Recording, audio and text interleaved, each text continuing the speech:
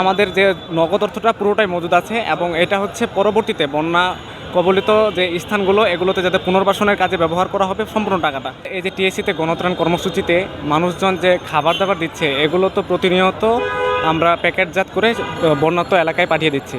আর যে নগদ টাকাটা দিচ্ছে এই নগদ টাকাটা প্রতিনিয়ত প্রত্যেক দিনের হিসাবটা আমরা আপডেট জানাই দিচ্ছি মিডিয়ার যে ব্রিফিংয়ে বলেন বা অনলাইন মাধ্যমে বলেন, প্রতিদিনের আপডেটটা জানিয়ে দেওয়া হচ্ছে। তো অনেক জায়গা থেকে এরকমটা আসতেছে যে টাকাগুলো কী করতেছে বা এরকম। এখানে আমাদের যে নগদ অর্থটা পুরোটাই মজুদ আছে এবং এটা হচ্ছে পরবর্তীতে বন্যা কবলিত যে স্থানগুলো এগুলোতে যাতে পুনর্বাসনের কাজে ব্যবহার করা হবে সম্পূর্ণ টাকাটা।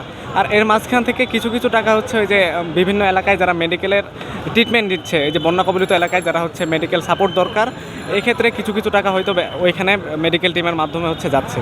আর তাছাড়া বাকি পুরো টাকাটা হচ্ছে আমাদের বন্যা কবলিত এলাকাগুলোতে পরবর্তীতে পুনর্বাসনে ব্যবহার করা হবে। আমরা আজকে ষষ্ঠ দিনের মতো আমরা আমাদের ত্রাণ সামগ্রী এবং নগদ টাকা যে সংগ্রহ যে কর্মসূচি সেটা চালাইতেছি। আমাদের এটা ছাড়াও আমাদের যে ত্রাণ সামগ্রী আমরা কিন্তু দেশের বিভিন্ন অঞ্চলে পাঠাইতেছি যেখানে আপনার বন্যা কবলিত।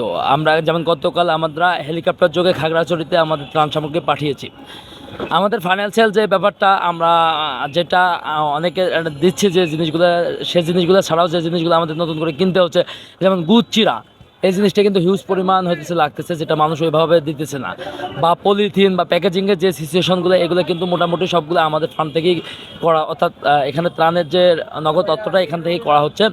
কিন্তু আমাদের যে আমরা ওই ডকুমেন্টস আকারেই করতেছি বা রিসিপ্ট সহকারে সব রাখতেছি যাতে আমাদের স্বচ্ছতা থাকে। কারণ লোকজন যেখানে আমাদের ভালোবেসে আমাদের বিশ্বাস করে আমাদের পাশে এসে দাঁড়িয়েছে, আমরা সবসময় চেষ্টা করব তাদের বিশ্বাসটা রাখার জন্য।